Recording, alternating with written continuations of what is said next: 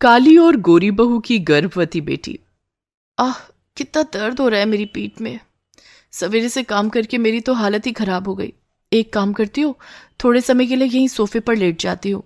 7 महीने की गर्भवती पायल थकी हारी अपने ससुराल में सोफे पर लेट जाती है। तभी उसकी सास सुजाता आती है।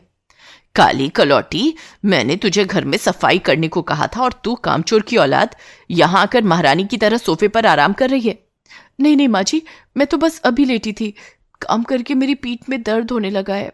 ये है आजकल की बहुएं, थोड़ा सा काम क्या दे दो इन्हें। काम से बचने के लिए 100 बहाने बनाने लगती है। माँ जी, मैं बहाने नहीं बना रही हूँ, सच में मेरी पीठ में बहुत दर्द हो रहा है। चल चल बातें ना बना, ऐसे नाटक बहुत सुने हैं मैंने, कामचोर कहीं की। अपनी सास की जली पिटी बातें सुनकर काली पायल फिर से सफाई करने लग जाती है। उतने में सुजाता की बड़ी बहू कोमल अपने कमरे से बाहर आती है। कोमल दिखने में बहुत ही गोरी और खूबसूरत थी। इस समय कोमल भी गर्भवती थी। उसकी प्रेगनेंसी का भी 7वां महीना चल रहा था।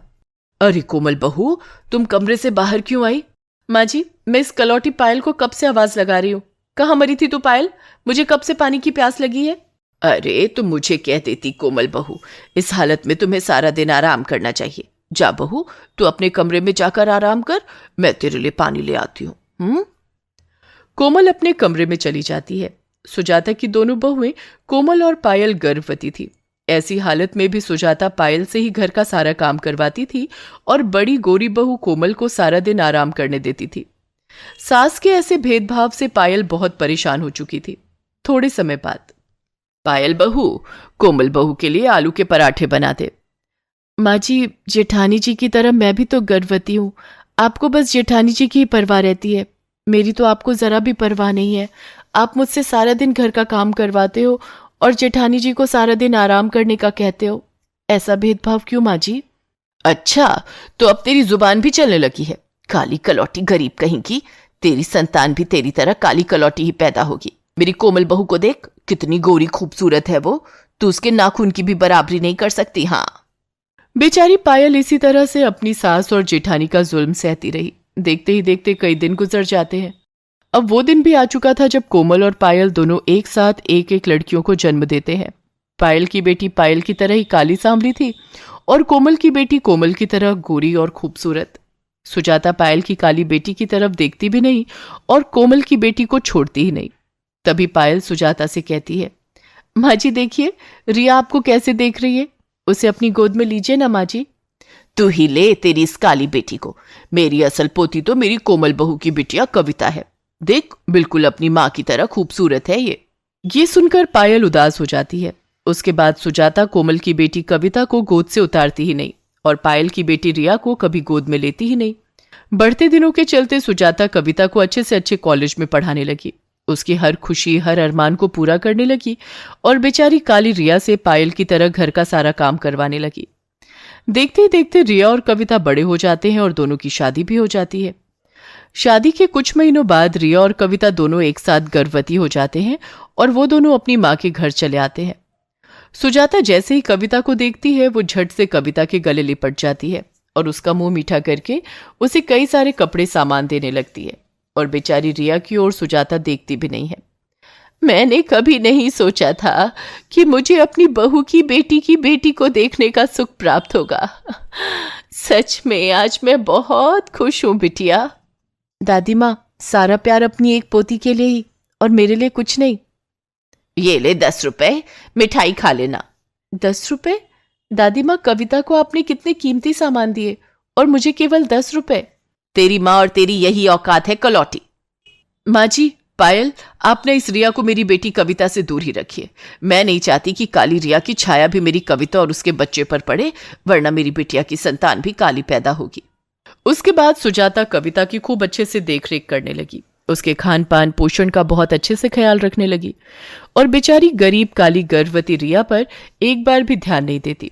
सब खान पान, सारा प्यार केवल कविता को ही मिलने लगा। ये देखकर रिया एक दिन अपनी माँ पायल से कहती है, माँ, मैं जब से यहाँ आई हूँ दादी माँ ने एक बार भी मुझसे बात नहीं की, जबकि दादी माँ कविता के कमरे से हिल भी नहीं रही। सारा दिन वो कविता की ही देखरेख कर रही।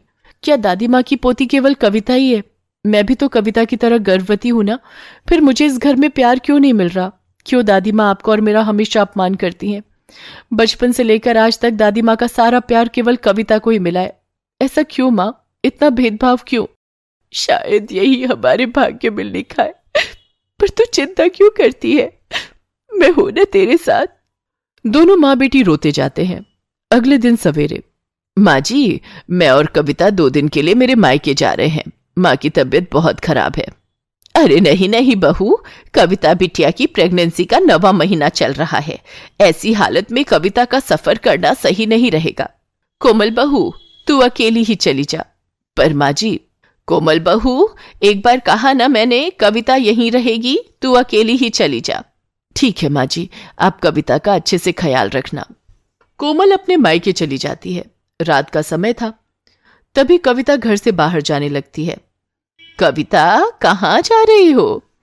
दादी माँ, मेरे बचपन की सहेली पूजा यहाँ आई है, मैं उसी से मिलने जा रही हूँ। नहीं कविता, तुम ऐसी हालत में कहीं नहीं जाओगी। दादी माँ, मैं बच्ची नहीं हूं, मैं अपना ख्याल खुद रख सकती हूँ। इतना कहते ही कविता घर से बाहर चली जाती है। तभी रास्ते में चलते चलते कविता को ठोकर लग जाती है और वो धड़ से पेट के बल गिर जाती है।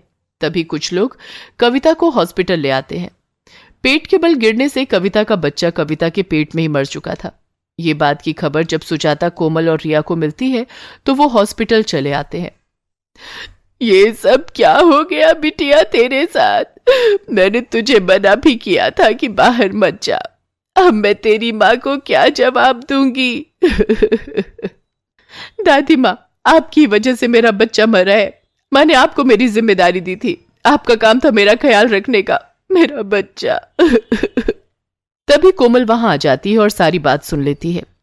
माँ जी, मैंने आपको अपनी बेटी की जिम्मेदारी दी थी और आपने उसका ख्याल तक नहीं रखा। कितनी लापरवाह हैं आप। अरे जब नहीं रख सकती थी ख्याल तो कह देती मुझसे, मैं नहीं जाती ना अपनी माँ के पास। आपके कारण मेरी बेटी ने अपना बच्चा खो दिया। नहीं कोमल बहू, मैं तो कविता को। बस कीजिए माँ जी, आपने ये सब जानबूझकर किया है। आज से मेरा और आपका रिश्ता खत्म। चल यहां से कविता। ये सुनकर सुजाता को वहीं हार्ट अटैक आ जाता है। माँ जी क्या हुआ आपको माँ जी? तभी पायल और रिया दोनों मिलकर सुजाता का इलाज करवाते हैं। 2 दिन बाद सुजाता ठीक होकर घर आती है। पायल और रिया सुजाता की खूब सेवा करने लगते हैं। मुझे माफ कर दो पायल बहू, रिया बेटा, मैंने तुम्हारे साथ बहुत बुरा सलूक किया है। हर समय तुम्हारा अपमान किया है और इतने पर भी आज तुम दोनों मेरे साथ खड़े हो, मेरी सेवा कर रहे हो। और वो कोमल, कविता, उन दोनों को मैंने हमेशा इतना मान दिया, उनकी इतनी सेवा की, और आज उन्होंने मुझ पर इतना बड़ा झूठा आरोप लगाया। मुझे माफ कर दे पायल बहू, तू मेरी अच्छी बहू है, अच्छी बहू। सुजाता को अपनी गलती का एहसास हो जाता है और वो उस दिन से पायल और रिया से बहुत प्यार करने लगी। उनके साथ हंसी खुशी अपना जीवन बसर करने लगी। तभी रिया भी एक लड़के को जन्म देती है, जिसके बाद सुजाता रिया के बच्चे के साथ खूब खेलने लगती है और हंसी खुशी पायल के साथ अपना जीवन बसर करने लगती है।